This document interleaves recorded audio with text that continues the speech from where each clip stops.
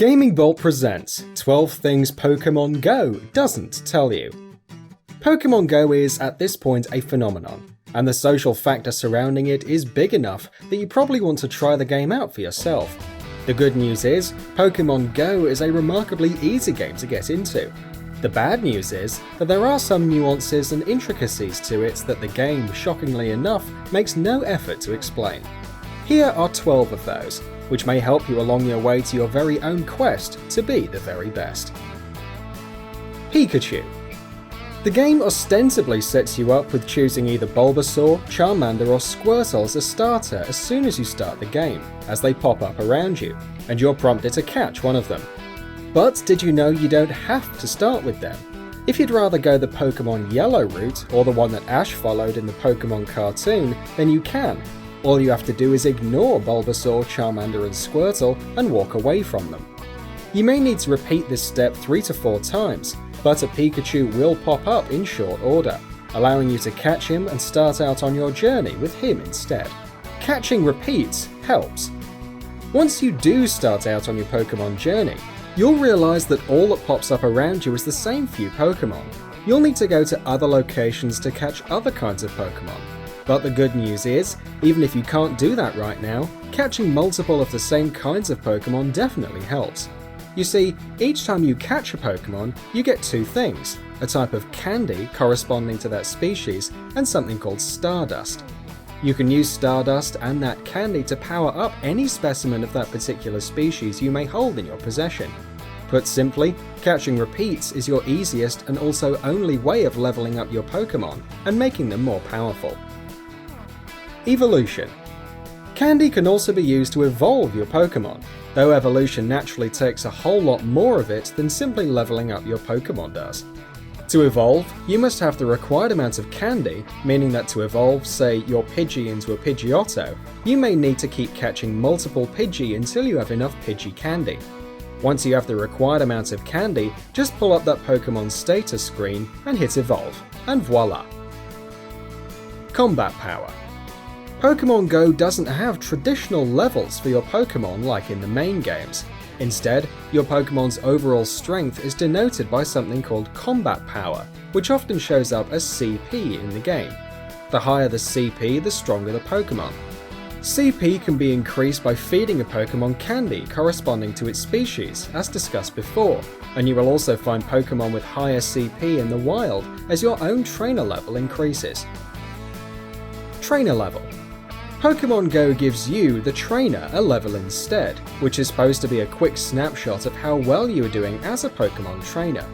You gain levels and XP by catching Pokémon, activating Pokéstops, battling at gyms, and just walking around with the app open.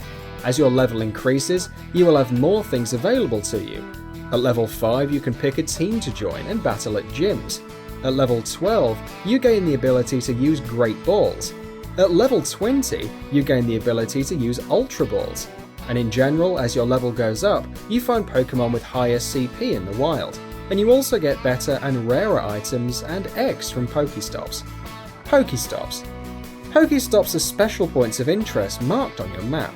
They can correspond to stores, places of worship, fountains, statues, or just about anything in the real world. Pokéstops give you free Pokéballs, revives, potions, and even Pokémon eggs when you approach them and activate them, and they also refresh every 5 minutes. So if you're going to be hanging out in some place for a while, you can farm the same Pokéstop repeatedly. Transferring Pokémon. You only have the capacity to hold 250 Pokémon at once, including repeats, at any given time, though you can buy an upgrade with real-world money if you wish to. 250 may seem like a lot, but if you are catching a lot of repeats to farm candy and Stardust, you can begin to run out of space. Happily, the game lets you manage your Pokémon. You can transfer any Pokémon you don't want to Professor Willow, freeing up space. Transferring Pokémon also nets you +1 candy off that Pokémon's corresponding species, so it's a win-win all around, and an easy way to get rid of all those low CP Pidgeys you probably have lying around.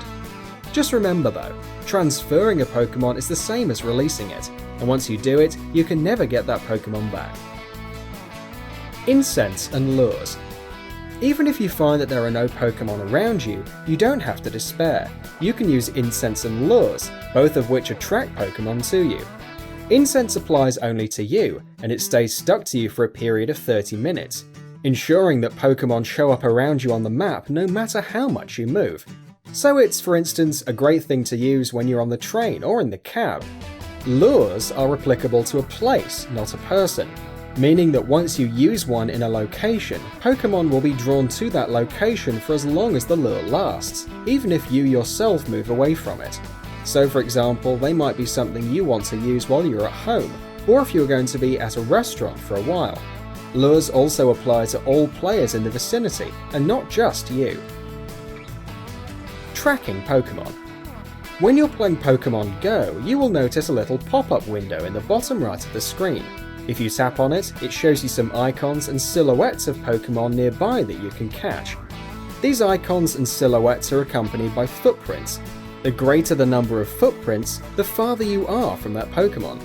You can tap on the silhouette or icon of the Pokémon you are interested in catching, so that is the only one your radar tracks, and start walking around, trying to find it. If the number of footprints increases as you are walking around, you are getting farther away from it. If the number decreases, you're walking towards it. Gym battles. Once you hit level 5, you'll be allowed to battle in gyms. You'll get to pick one of 3 teams: Valor, Mystic, Instinct, corresponding to Red, Blue and Yellow, as well as to Moltres, Articuno and Zapdos respectively, and you can then battle at gyms. If you see a gym that is unclaimed, you just go to it, and you're allowed to put up your own Pokémon there and claim it for your team.